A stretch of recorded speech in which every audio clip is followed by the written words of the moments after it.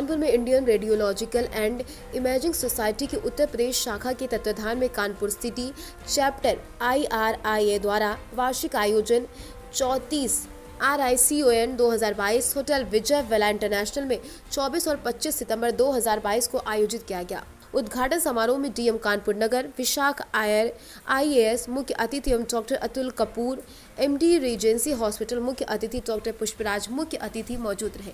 आयोजन अध्यक्ष डॉक्टर अखिलेश शर्मा, आयोजन सचिव डॉक्टर गुरबीर सिंह, साइंटिफिक अध्यक्ष डॉक्टर साकेत निगम, कानपुर सिटी सेक्टर अध्यक्ष डॉक्टर दीप ज्योति देवराय, कानपुर सिटी चैप्टर सचिव डॉक्टर विकास श्रीवास्तव, कानपुर सिटी चैप्टर कोषाध्यक्ष डॉक्टर विशाल सिंह और स्थानीय कमेटी के सहयोग से 2 दिवसीय कार्यक्रम में विशिष्ट विशेषज्ञों को आमंत्रित किया गया। इस सत्र में विदेश से 2 विशेषज्ञ डॉक्टर निर्विकार Dahiya, doctor Mohan neuro anatomy विषय पर विशेष चर्चा की। देश के विभिन्न विभागों से लगभग 40 विख्यात रेडियोलॉजिस्ट, जिसमें Padma Shri doctor Mahajan, doctor Ashok Khurana, doctor Praveen Jankaria, Shabnam Grover, PK Srivastava, doctor Sudhir Gokhale, doctor Amarnath अपने विशेष स्थानों के माध्यम से रेडियोलॉजी क्षेत्र की नवीनतम शोध एवं जांच प्रणाली के संदर्भ में बताएंगे। विभिन्न कॉलेजों से पोस्ट ग्रेजुएट छात्र भी इस सत्र में भाग लेकर ज्ञान वर्धन करेंगे और लाभान्वित होंगे।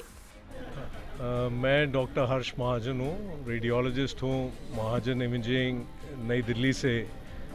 और आज का और कल का जो प्रोग्राम यहाँ कानपुर रेडियोलॉजिस्ट ने ऑर्गेनाइज़ किया है, ये यूपी के रेडियोलॉजिस्ट को इकट्ठा किया है। देश भर से और बाहर से रेडियोलॉजिस्ट आए हैं और डिस्कशन जो चल रहा है, क्या नई तकनीकें आई हैं एक्सरे की, अल्ट्रासाउंड की, MRI, CT scan, artificial intelligence पे बात हो रही है, जो कि आने वाले समय में बहुत ही अहम रोल अदा करेगा डायग्नोसिस में।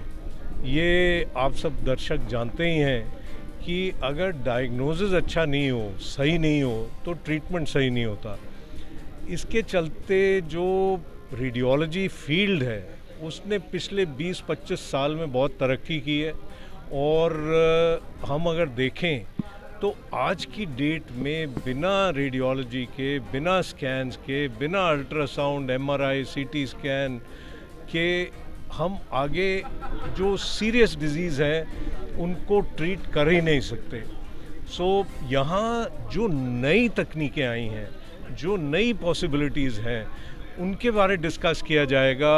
और जो जूनियर लोग हैं वो यहाँ बहुत तादाद में आए हैं सीखने के लिए और समझने के लिए। अपनी जो क्वेश्चंस हैं उनको पूछने के लिए फैकल्टी देश भर से, जो अहम लोग हैं, जो कॉलेजों में हैं, जो प्राइवेट प्रैक्टिस में बेस्ट लोग हैं, उनको बुलाया गया है।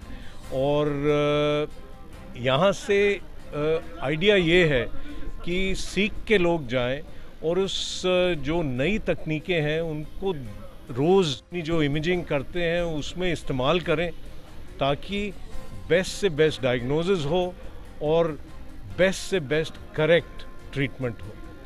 तो हम डॉक्टर खुराना दिल्ली से रेडियोलॉजिस्ट हैं और हमारी जो इसमें स्पेशलाइजेशन है वो है विमेंस हेल्थ की, यानी कि गर्भ के दौरान जो हम बच्चे को अंदर देखते हैं, पेट के अंदर पैदा होने से पहले, वो हमारी स्पेशलाइजेशन है। उसके लिए अल्ट्रासाउंड इस्तेमाल होता है और अल्ट्रासाउंड से हमें पता चल जाता है पैदा होने से पहले कि बच्चे में बनावट में क्या ख़राबी है या उसके किसी भी अंग के फंक्शन में क्या ख़राबी है। वो इसलिए कि बहुत सारे बच्चे जो हैं उनका इलाज पहले से ही शुरू हो जाता है, ताकि जब वो पैदा हों वो जहाँ तक तंदुरुस्त हो सकें वो तंदुरुस्त ही पैदा हों। अभी ये होता था कि अगर कोई मुश्किल पता चलती थी तो जो चीज़ हम देखते थे उसके लिए फिर हमें सिर्फ एक ही ऑप्शन रहता था, यानी कि गर्भपात का। अब ये नहीं होता है। अब जिस इंसान को हम सोचते हैं कि वो ठीक से जी सकता है तो हम उसको बचा सकते हैं इलाज से, और ये सारा कुछ हमें पता चल जाता है पैदा होने से पहले। और पैदा होने से पहले ही हमें पता चल जाता है कि इलाज कौन सा करना है। वो तो स्पेशलाइज्ड बात होती है, उसके लिए तो ज़्यादा सेंटर नहीं है, पर हम चाहते हैं कि हर एक रेडियोलॉजिस्ट जो है इसमें प्रोत्साहित हो, ताकि वो बच्चों को देखें पैदा होने से पहले, ताकि वो पहचान जाए कि तकलीफ़ें क्या हैं और आगे उनको कौन से अस्पताल में भेजना है ताकि उनका आउटकम बेस्ट रहे। कई इसमें बड़ी सिंपल बातें होती हैं, जैसे कि बच्चा अंदर ठीक से बढ़ रहा है कि नहीं बढ़ रहा। अगर ठीक से नहीं बढ़ रहा, क्या माँ की खुराक कम है या उसमें खून कम पहुंच रहा है। खून कम पहुंच रहा है तो हम उसे दवाई दे सकते हैं ताकि खून ज़्यादा पहुंचे, ताकि वो छोटा ना रह जाए। अगर बच्चा छोटा रह जाता है तो जब वो बड़ा होता है उसको 3 बहुत बड़ी तकलीफ़ें होती हैं। एक तो ये कि उसका दिमाग उतनी बढ़िया तरीके से काम नहीं करता, वो स्कूल में परफॉर्मेंस उनकी रह जाती है।